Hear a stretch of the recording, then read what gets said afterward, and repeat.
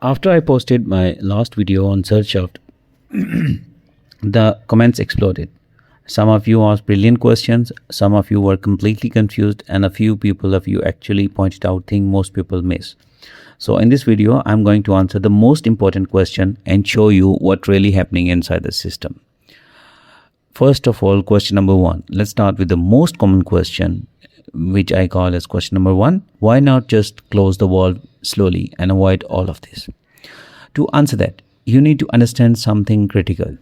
In a hydropower plant, there are two main components that control water flow. One is the main inlet valve and the other is the wicket gates. But in any emergency, only one of them react instantly, the wicket gates.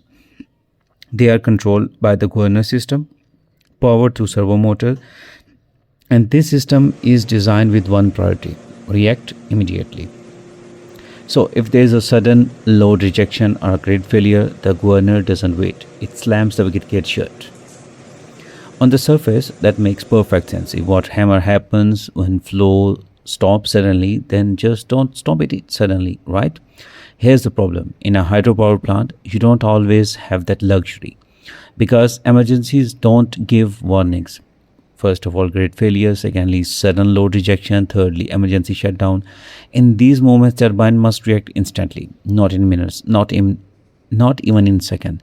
Because if it doesn't, the turbine can overspeed, and that can destroy a billion-rupee machine in seconds. So the system is forced into a dangerous trade-off. Stop a massive moving column of water very quickly, and that's exactly what creates water hammer. Now let's talk about where the surge shaft comes in. A surge shaft is typically placed at a very strategic point, right where the low pressure head race tunnel meets the high head pressure penstock, essentially at the transition point before water enters the turbine. And it is located as close to the powerhouse as possible. Why? Because this is the zone where pressure changes become most violent. The surge shaft acts like a pressure buffer, absorbing sudden surges and relieving stress on the tunnel system. Without it, those pressure spikes would travel straight through the system and could cause serious structural damage. Now come to the second part. Now think about this. That water inside the penstock, it is not just sitting there, it is moving fast. And it's just not just a little bit. We are talking about thousands of tons of water all moving with momentum. So what happens when that motion suddenly stops? It doesn't just stop. It turns into pressure. We call it extreme pressure. This is what many of you correctly called water hammer. But what most people don't realize is how violent it actually is. That pressure spike doesn't just sit in one place. It travels through penstock into bends and joints, reflecting back and forth like a shock wave, trapped inside steel and concrete. And if there's nowhere for that energy to go, something will fail. Okay, some of you said, what would happen without this surge shaft in a hydropower plant?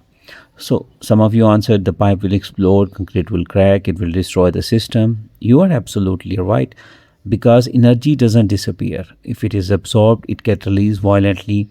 And here's the key idea. A surge shaft doesn't remove energy. It gives that energy a safe place to go.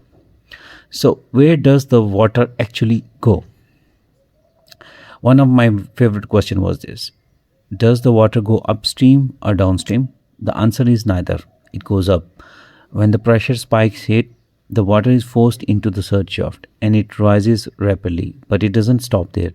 Gravity pulls it back down, and because of inertia, it overshoots. And what you get in this is vertical oscillation, up, down, up again, smaller each time, until eventually the system stabilizes. So it's not really flow, it's energy being exchanged between motion and height. Now, a lot of you noticed something interesting. Is air entering the system? That was one of your questions on the comment. Because at one moment it looked like the shaft is pulling air in, and yes, that's actually happening. But here's the important detail. The surge shaft is open to the atmosphere by design, and so where water drops quickly, it can pull air from the top, but That air mostly stays near the shaft. It doesn't travel deep into the penstock because the main pipeline remains full of pressurized water. So, what you are seeing is not failure, it is the system behaving exactly as intended. Another really interesting discussion came up. Is this cavitation? Short answer no, at least not here. Because cavitation is very specific. It happens when pressure drops so low that water actually turns into vapor. That's extremely dangerous. But it usually happens inside the turbine, not in the penstock.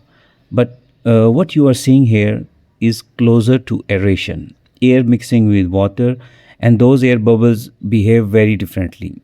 They compress, they rise, and they don't cause the same kind of damage. Some of you pointed out something very important. I have seen dams without surge shaft, and that's true. Not every hydropower plant needs one. It depends on the system, length of the tunnel, water velocity, height difference, head, and design philosophy. In smaller or different setup, pressure can be controlled in other ways. But in long, high energy systems, the surge shaft becomes critical, not optional. One comment said it just breaks pressure. That's partially true, but here's a better way to think about it. The structure, it is not just handling pressure; it's handling energy in motion. That vertical shaft is basically a shock absorber for an entire river, and every time the load changes, it quietly protects everything you don't see. So next time you see that water rise and filling, just remember you are not just watching water move, you are watching a power plant saving itself from destruction.